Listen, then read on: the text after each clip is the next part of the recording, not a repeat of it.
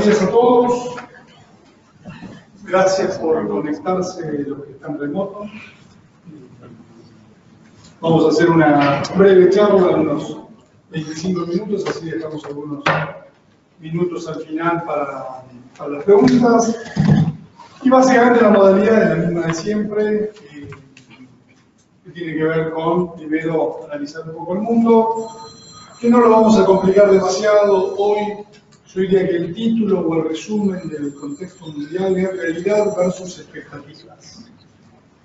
¿Por qué realidad versus expectativa? Porque la realidad es esta.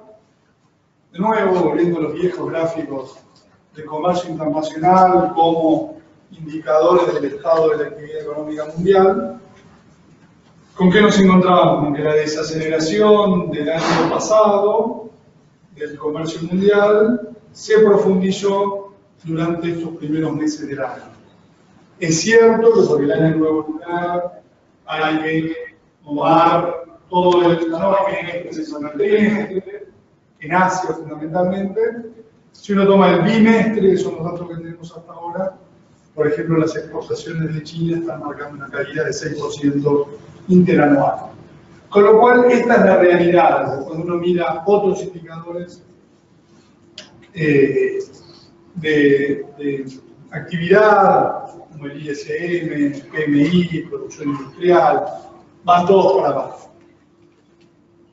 ¿Por qué pasó esto? Y bueno, en gran parte pasó por el apretón monetario del año pasado, si se quieren, que arrancó en 2017, en donde vemos fundamentalmente la línea roja y la azul, que son los agregados monetarios, en este caso M1, en China y en Estados Unidos. Distintos ejes, creciendo al cero prácticamente después de haberse expandido al 10 y 20% interanual tiempo atrás.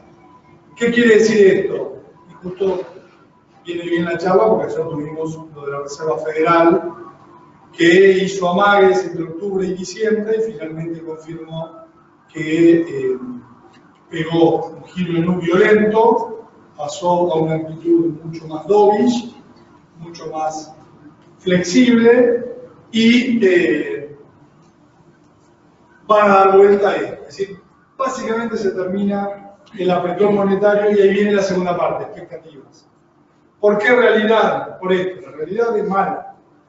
La actividad económica a nivel mundial está sintiendo el apretón monetario, está sintiendo la guerra comercial, está sintiendo el Brexit, está sintiendo un ciclo que está más cerca de su etapa final que de su etapa inicial, ¿no? El que arrancó hace 10 años atrás, entonces va perdiendo vigor, y la expectativa está puesta básicamente en este cambio de las políticas monetarias.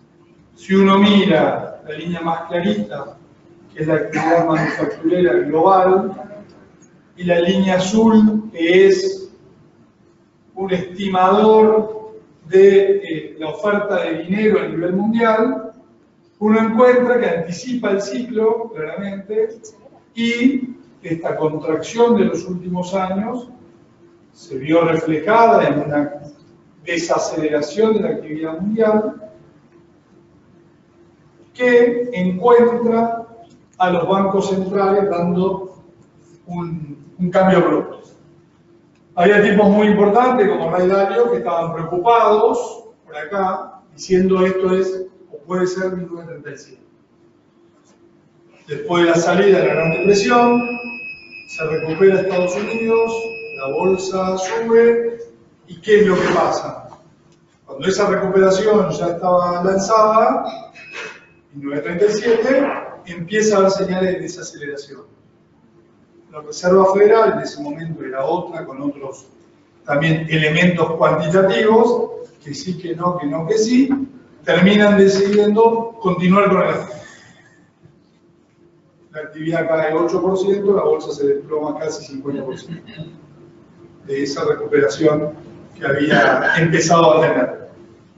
Entonces, una de las dudas, que fue lo que traicionó el mercado a partir de octubre, era eso, un error de los bancos centrales.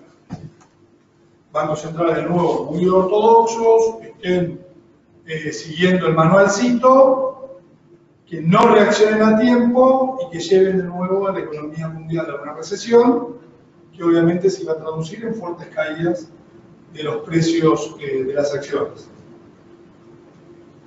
Por el contrario, llevó un tiempito entre octubre y noviembre, que sí, que no, y finalmente en diciembre, que fue el mínimo del mercado, fue cuando Powell confirma de que va a un modo mucho más neutral e incluso dice que no descarta bajar las tasas de interés.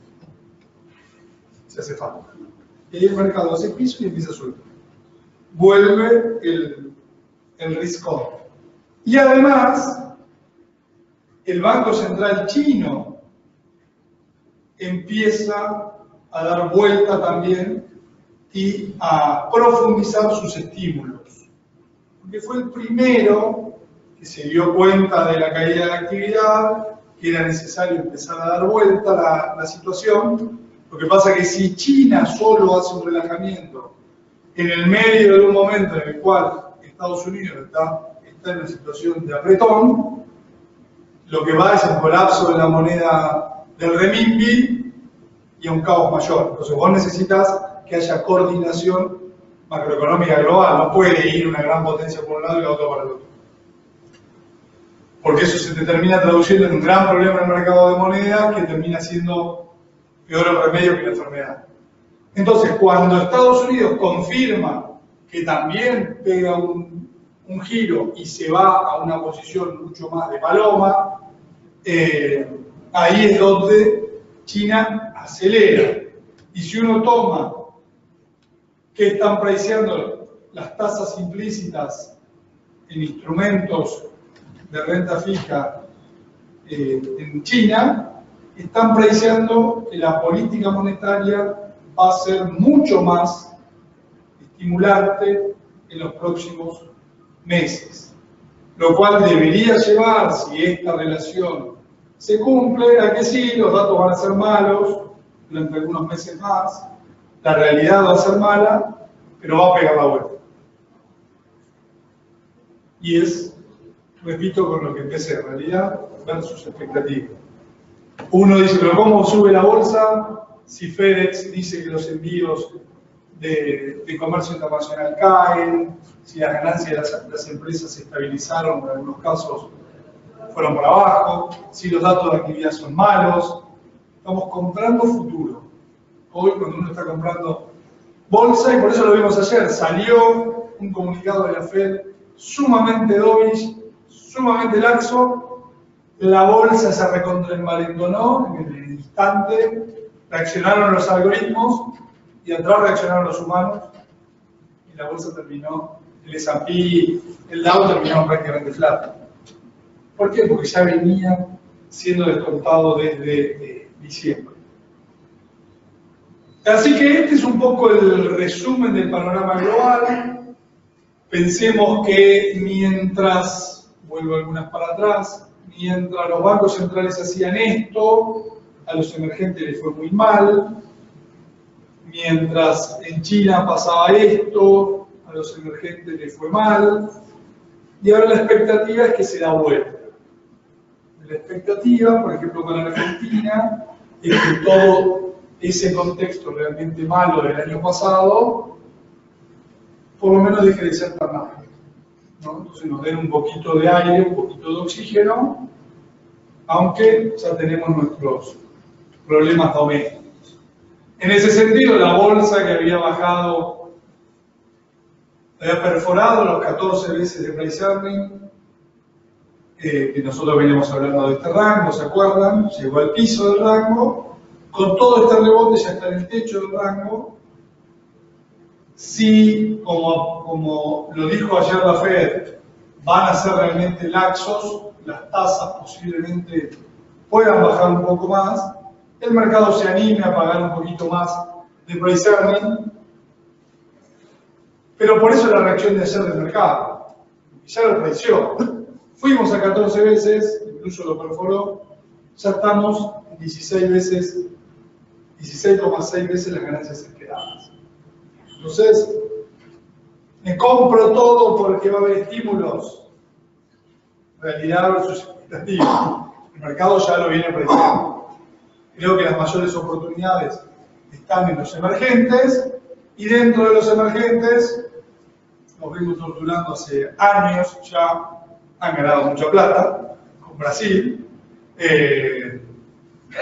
donde las cosas siguen relativamente bien, la inflación está controlada, las tasas de interés bajaron a niveles mínimos históricos, la actividad va progresando, va creciendo, en un contexto mundial de desaceleración complicado, pero Brasil sigue evolucionando positivamente, la confianza del consumidor trepó, eso permite que las ventas minoristas ya se muevan en terreno positivo, la producción industrial tiene sus oscilaciones, en donde por ejemplo el último mes es muy mala la producción, a pesar de que fueron buenas las ventas de autos, es muy mala la producción de autos en Brasil porque caen las exportaciones a donde Argentina. Entonces nosotros estamos contaminándolos un poco, pero en términos generales está todo bien. Las acciones vienen performeando muy bien. Recordemos el mínimo cuando se anuncia el juicio político a Dilma fue de $1,17, hoy vale 45. El año pasado llegó a estar en $30, hoy vale 45. Hoy nos estamos moviendo entre 42 y 45, es una zona de consolidación. Hay papeles como Petrobras que parecen querer cortar al alza. Nosotros hace poco sacamos un reporte en donde veíamos un upside en el escenario base de 90, en el escenario optimista del 90%, en el escenario base del 50%, en donde básicamente la compañía tiene una proyección de crecimiento en sus niveles de producción y sigue cancelando deuda. Sigue mejorando el EBITDA, entonces la diferencia entre el escenario base y pesimista y optimista es cuál es el EBITDA y cuál es el ratio que se paga ese EBITDA. Optimista son 40.000 palos, pronosticando que el petróleo, por ejemplo, se mantenga en 60 y el mercado pague 6 veces este EBITDA. Si el petróleo baja algo y el mercado no paga tanto, bueno, la compañía puede valer 150.000 millones de dólares. Hay casos, este es un caso,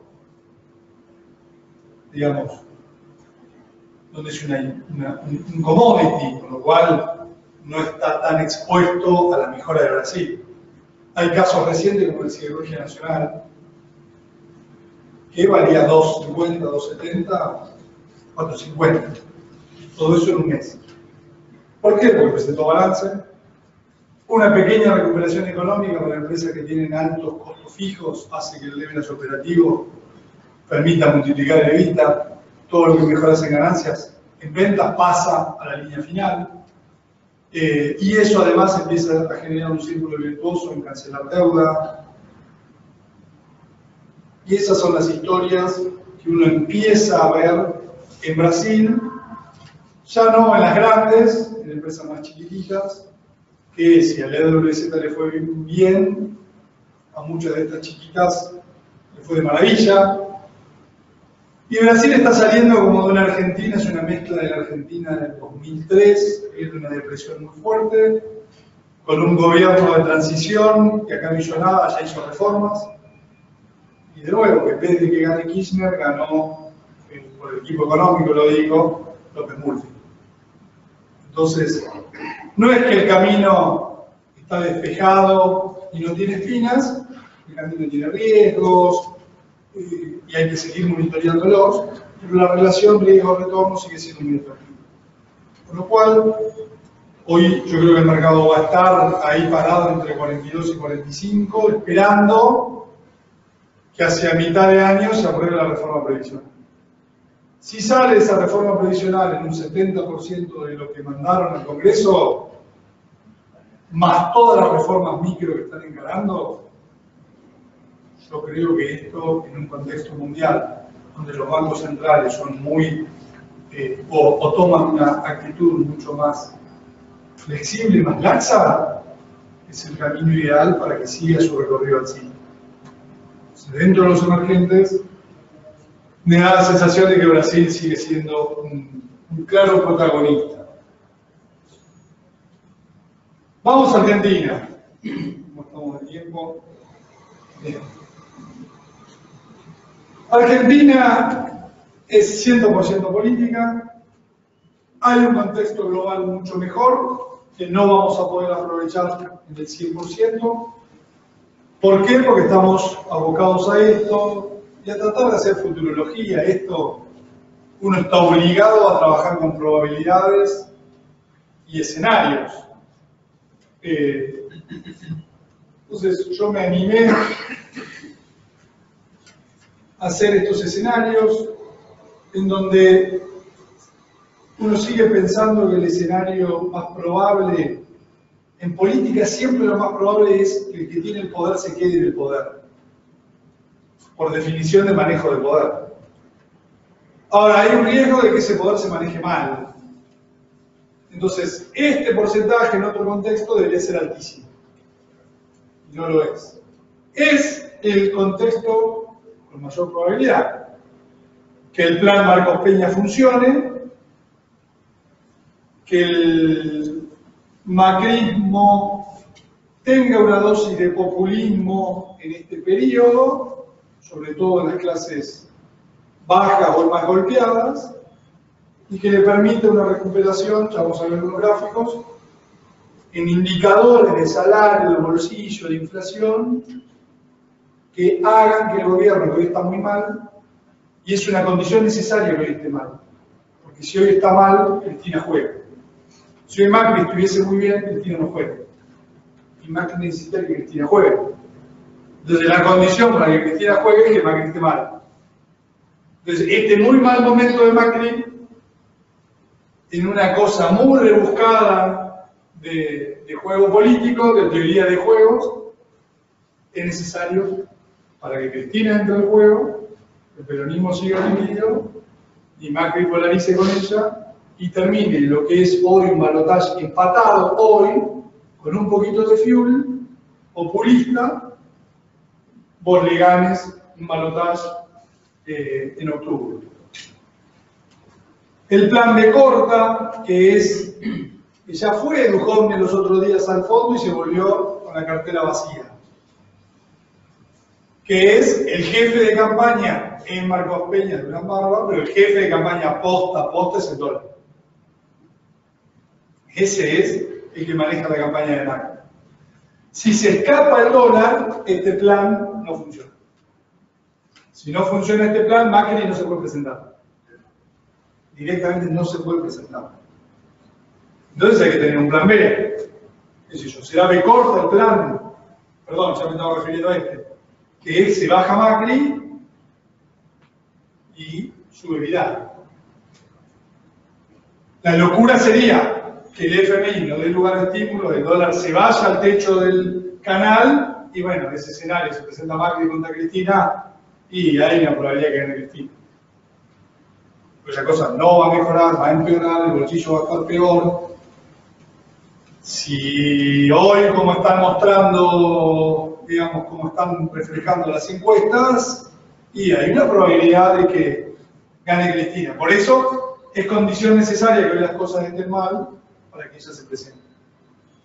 Si están mal, el fondo no afloja, la cosa no levanta, y bueno, hay que bajar el candidato y apelar a la mística de Vidal, que como que pasa de todo, pero Vidal sigue semi-intacta, y alguna probabilidad tiene. En la menor, pero alguna probabilidad tiene.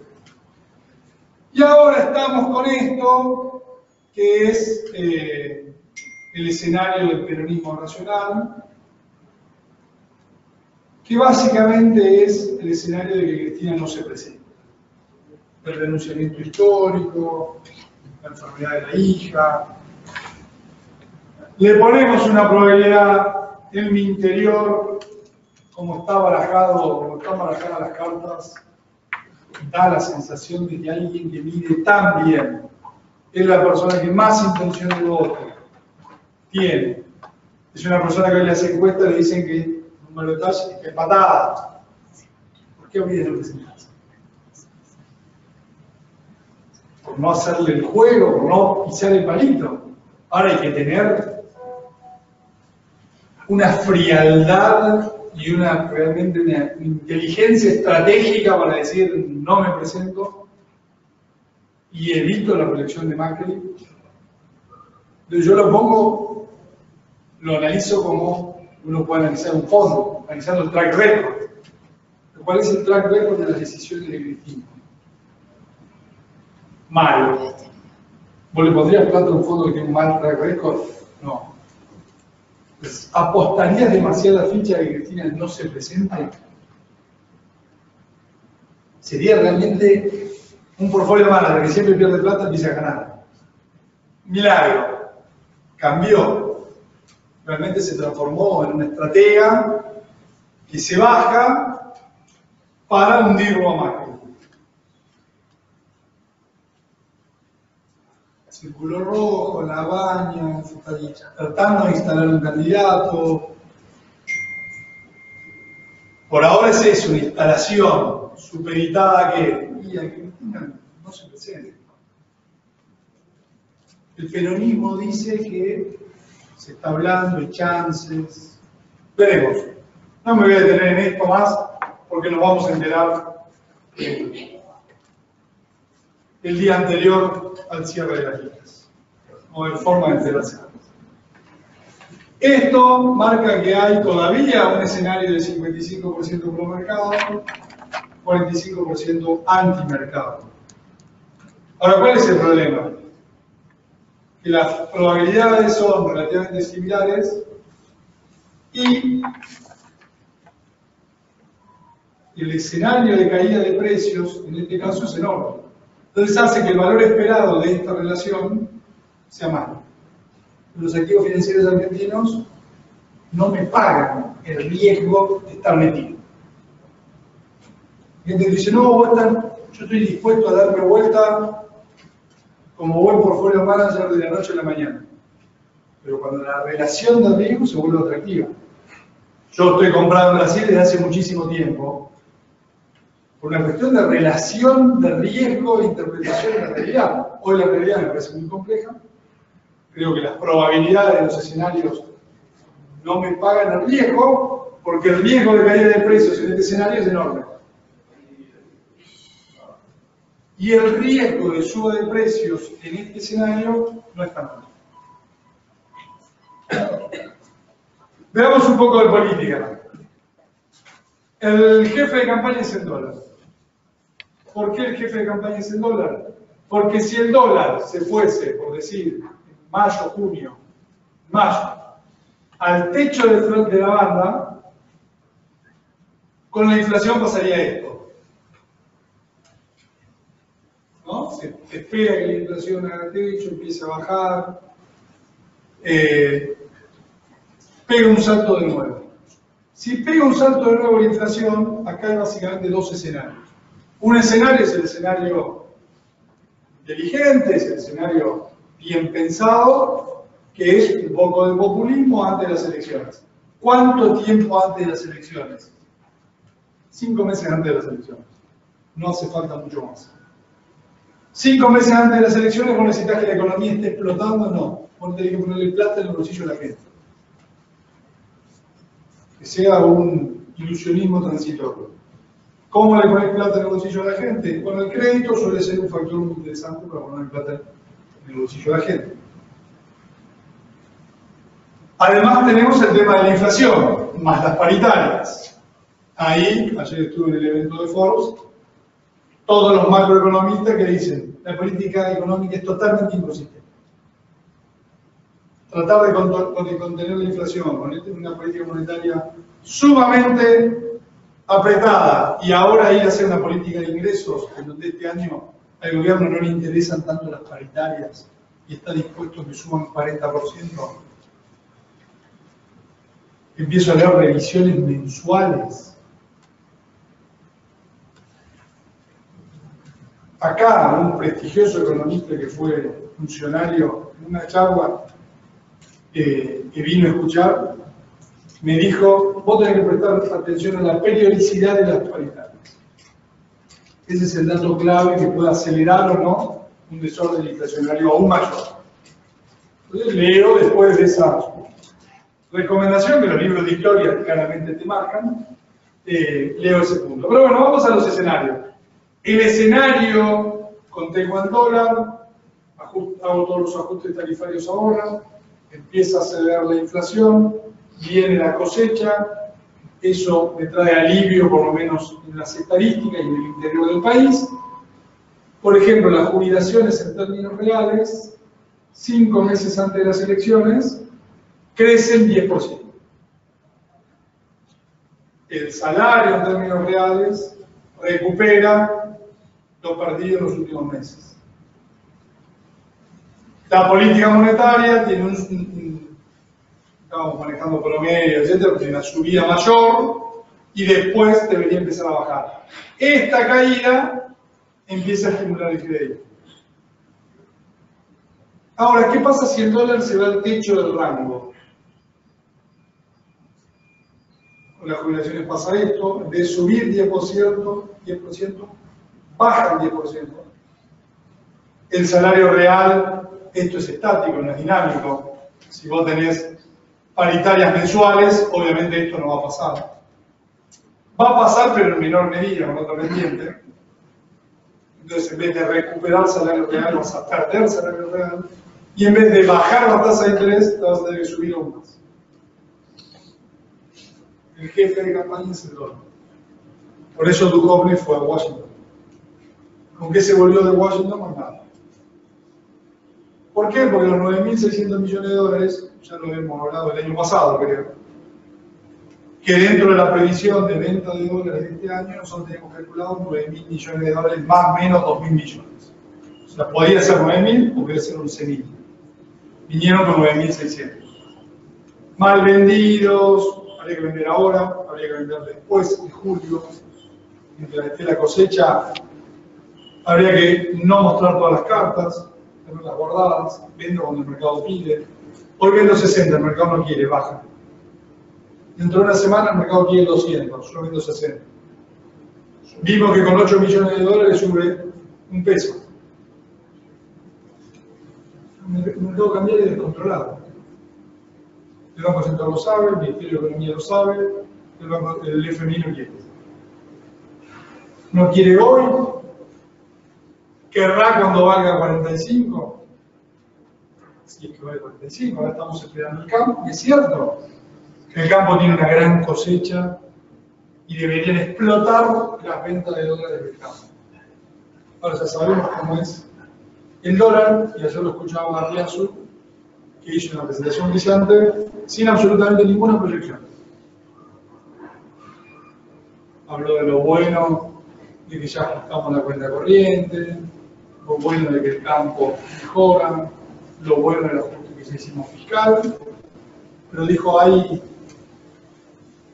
está el cabo suelto de qué hacen los residentes. Si los residentes salen todos a comprar dólares, no sirve de nada. Esa mejora que vos vas a tener efectivamente en la economía no se va a ver reflejado en las variables financieras. El rey de la campaña, el jefe de la campaña, es el dólar. Por eso es clave que el dólar no suba. Porque acá esto se empieza a retroalimentar. ¿Por qué compran dólares? Las empresas se cubren, los minoristas, ya me están diciendo algunos bancos que se aceleró la compra de minoristas en los últimos días, por el ruido político. Y ustedes que están mirando esta charla, porque de esto se habla mucho, no, el dólar no se puede escapar, bueno, acá están puestos números. Si el dólar se escapa, pasa esto. Quiere decir que si el dólar sube, vuelvo para atrás, ¿cómo son los escenarios? ¿Cómo son las probabilidades? Empieza a subir de este lado y a bajar de este. Sube más el dólar, sube más la probabilidad de este y baja más de este. Se retroalimenta. Sube el dólar, me retroalimenta la expectativa negativa política, compro más dólares. Entonces, Argentina, en un contexto de nuevo internacional mucho mejor, está en este problema. Acá vemos, por ejemplo, la venta de dólares del campo. Vamos por acá, justo en el peor momento. Acá deberíamos haber vendido dólares. Y tenemos que guardarnos dólares acá para antes de las elecciones. No, vamos a vender más lejos 60 millones de dólares hasta fin de año. Venimos por abajo de la liquidación del año pasado. Le escuché en televisión que tuvieron los de la mesa de enlace, ¿se acuerdan? El pesimismo que tenían. Si Ara ya le dijo al gobierno que no va a liquidar, incluso creen que las liquidaciones van a ser menores que las del año pasado. Entonces está este tema de expectativa versus realidad. La verdad que la cosecha es tan buena que las líneas de este año deberían estar arriba de la roja punteada que es promedio. Máximo promedio histórico. Arriba deberíamos estar. Meses acá de 3.700 millones de dólares de liquidación. Son dudas. La respuesta no la tiene un crack como Arriazu, que no la voy a tener yo. Son dudas. Acá está, este es un gráfico que nosotros tenemos viejo, donde decíamos oferta de dólares para subir las expo a Brasil, porque Brasil nos está ayudando, el campo, el tesoro tiene 9.000 palos, más 2.000 que dependerá del roleo de las letras. Bueno, anunciaron 9.600. Ya está, fue una no noticia. Demasiado bajó el dólar ante el anuncio de esto, que era una no noticia. El central tiene futuros para vender. Entonces, el ajuste ya se hizo. En gran parte, la cuenta corriente dio la vuelta. Hoy exportamos más de lo que importamos. Tenemos balanza comercial superavitaria. Los turistas dejaron de turistear. Los que ahorraban dólares ahorran menos. ¿Es un año en el cual, teniendo el poder, te pueden sacar del poder? No. Y la probabilidad de reelección debe ser altísima. Ahora hay dudas, por la mala praxis o lo que fue el año pasado, porque estás atado de pies y manos al fondo. Un gran y prestigioso economista que iba a ser el eventual ministro de Economía en todo ese momento de zozobra, que terminó no aceptando, y una de las explicaciones que da es: no ibas a manejar nada. Y bueno, estamos viendo que no manejamos nada. Entonces venimos con cosas raras del fondo, experimentos, en un país bimonetario, en un año electoral, de alta incertidumbre, que vuelve el cuco. Y medio como que hacía falta otro plan.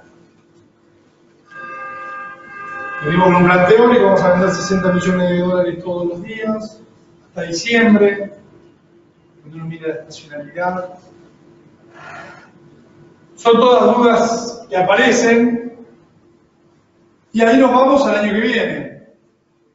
¿Y por qué pongo este gráfico? Porque muchos creemos que el ajuste ya está todo hecho, lo mostrábamos acá, ¿no?, en el anterior. Y en realidad, ahí viene el problema del 2020. Gana Macri.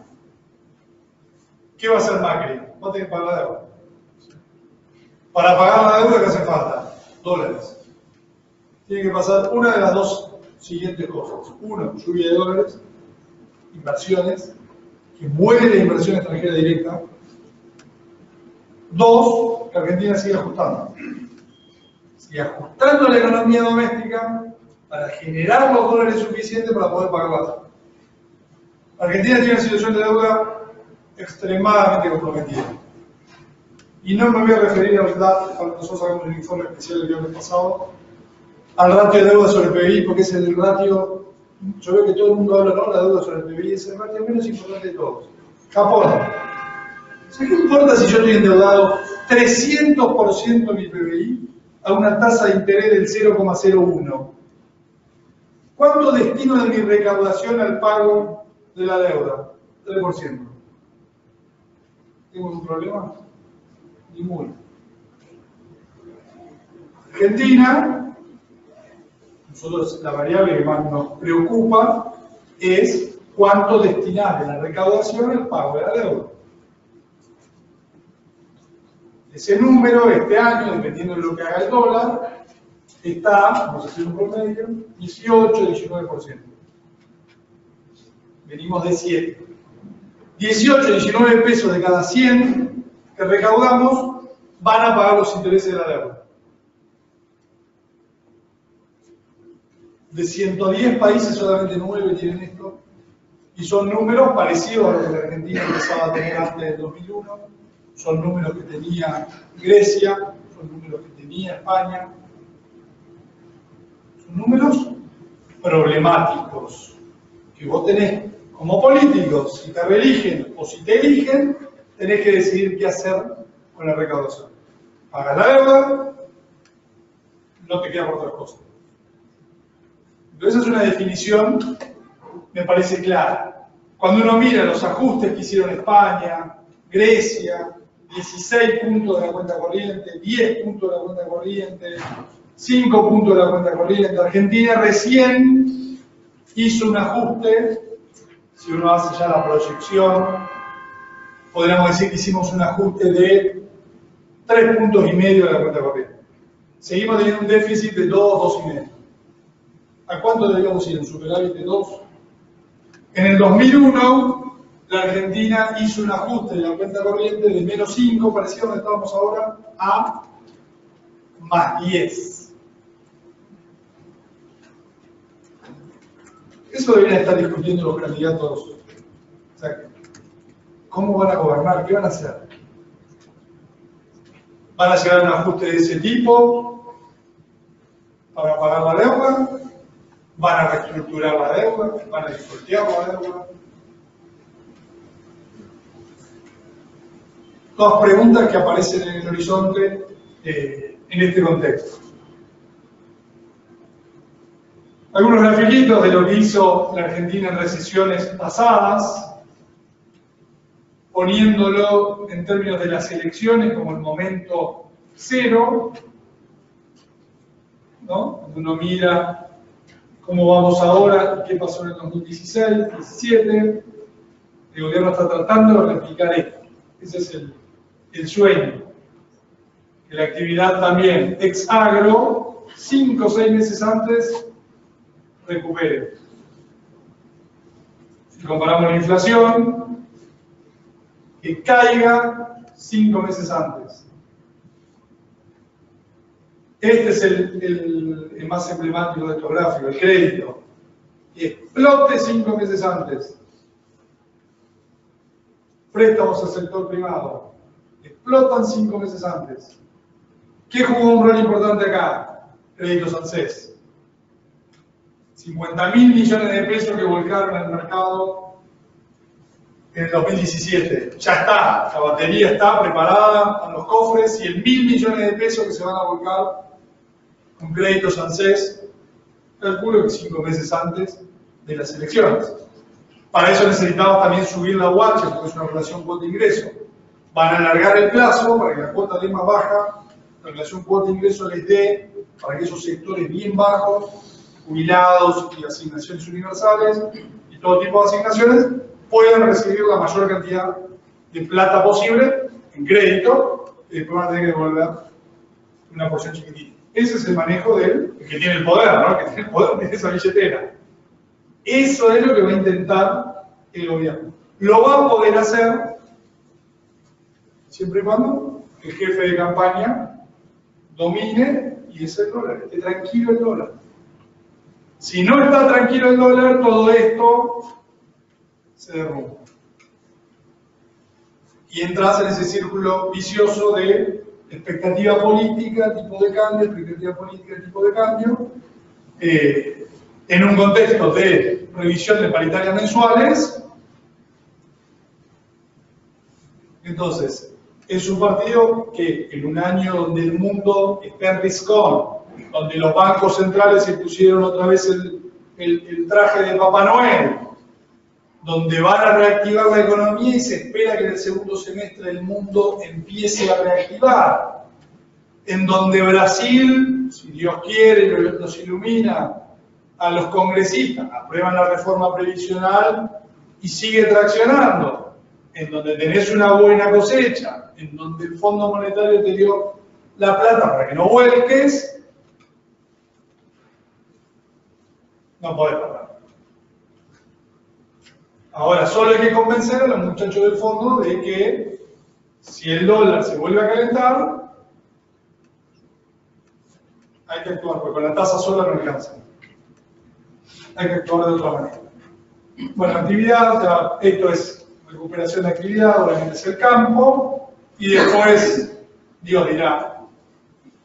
En términos de activo financiero, ¿dónde estamos? ¿Se acuerdan que habíamos dicho que nos íbamos a mantener en un lateral? Bueno, ni siquiera lateral, es como un lateral alcista en el spread de Argentina contra los treasuries, en donde en diciembre nos fuimos a precios muy atractivos, hubo oportunidad de compra, el DICA tocó 100, tocó 120, ahora tocó 104, debería otra vez comprimir el spread, y así deberíamos estar un tiempo tradeando, entramos salimos donde nos vamos a doble C, ya no es toca doble C y compro, ahora es, bueno, que entre bien a doble C, compro, reboto un poco, vendo.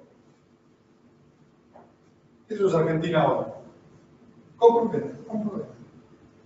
¿La tendencia cuál es? Que Argentina tiene una tendencia de mercado bajista. Entonces, estoy tradeando, rebotes contratendenciales, stop loss, hasta que la política me diga qué hacer. Esto es muy simple. ¿Cuál fue el mínimo de Argentina en la era del kirchnerismo? Cuando Macri le ganó la paso al kirchnerismo. ¿Cuál fue el mínimo de Brasil? El juicio político de Dilma. ¿Cuándo puede cambiar esta tendencia? Y cuando tengamos claro qué va a pasar. Mientras tanto, lo juego así. Carteras argentinas, acá tenemos posibilidad de comprar equity brasileño, y el equity lo corro por Brasil, y después mayormente dolarizado, en donde voy tratando de tradear bonos largos de baja paridad en dólares. Y con eso me muevo. ¿Hasta cuándo? Bueno, hasta que el panorama quede despejado. Lamentablemente, en este mal contexto, justo se da lo que nosotros llamamos el Golden Cross de las acciones. YPF tiene este puntito que pasó el último trimestre, es cuando la empresa empieza a tener más caja que inversiones. Quiere decir que genera caja libre para los accionistas o para pagar la deuda. Este punto fue en Petrobras, el mínimo ya multiplicó por 5 la acción, la empresa. Siendo que la empresa vale más o menos lo mismo que lo que valía acá. 150.000 millones de dólares. ¿Cuál es el secreto? Bajar la deuda. Bueno, en YPF acá tenemos la etapa expansiva, exploramos, todo con deuda, entonces la empresa pasa a ser de los acreedores. Vos como accionista no te quedó nada. Por más que la compañía como un todo vale lo mismo. Pero ¿cómo se financia la compañía? Vos accionista y deuda. Si crece la deuda, te achicás vos. Bueno, eso fue la desgracia de YPF. El buen manejo de estos últimos años ha hecho que la compañía empiece a tener cash flow positivo y empieza a bajar la deuda. Si esta tendencia se mantiene durante 3 años, bueno, YPF, sin que la empresa valga más, el accionista puede valer el doble. Sujeto a la política. Pues te cambian los precios de la nafta y demás, y toda esta historia hace que los flujos caigan, vienen otra vez los ingenieros a querer perforar todo y endeudarse, la compañía se va a la quiebra. Hay un manejo muy profesional ahora, con precios mucho más racionales, que es para tenerlo en cuenta. En algún rinconcito de la cabeza, por si la política se ordena. Y además, cuando uno mira en términos de ratios de evaluación cómo está la compañía contra comparables del mundo emergente, hoy tiene un descuento de casi el 60%. O sea, es una empresa que está muy barata. Entonces, tiene su Golden Cross, su momento que vos como accionista decís, ahora sí me empiezan a cuidar a mí. Ahora vamos a crear valor para el accionista y a tratar de sacarnos de encima a toda la deuda que contrajimos en los últimos años. Y además es una empresa barata. Obviamente, hay que esperar a las elecciones. Es una empresa que no subió en la euforia de la bolsa de los últimos años, porque estaba en una situación, fíjense lo que era la inversión y lo que era la caja. Se seguía endeudando. A pesar de que había ganado Macri, que había una euforia, etcétera, etcétera. Acciones, por ver Galicia, por ejemplo, hubo algún entusiasmado que llegó a pagar 37, bien por él. Luego vuelve a la zona de barato, no es tan regalado, que sería un escenario político muy adverso. ¿Qué es lo que hay que seguir haciendo? Tradeando. Tampoco, posiciones de fondo no, hay que esperar que la política te diga qué hacer. Da la sensación que ahora, cuando el ADR Galicia viene más o menos a 24, 25, es una zona para animarse, stop loss. Cuando empieza a rimar a 30, entre 28 y 30, es una zona, por decir, suyas, se las devuelvo. Y ahí, seguir operando durante todo el año hasta que de nuevo la política nos permita volver de lleno a la Argentina o ver qué terminar de hacer. Así que con esto cierro la parte del webinar. Veamos si hay alguna preguntita que podamos leer. Para pari, ahí Víctor, sí, es la mejor opción porque básicamente tiene la menor paridad.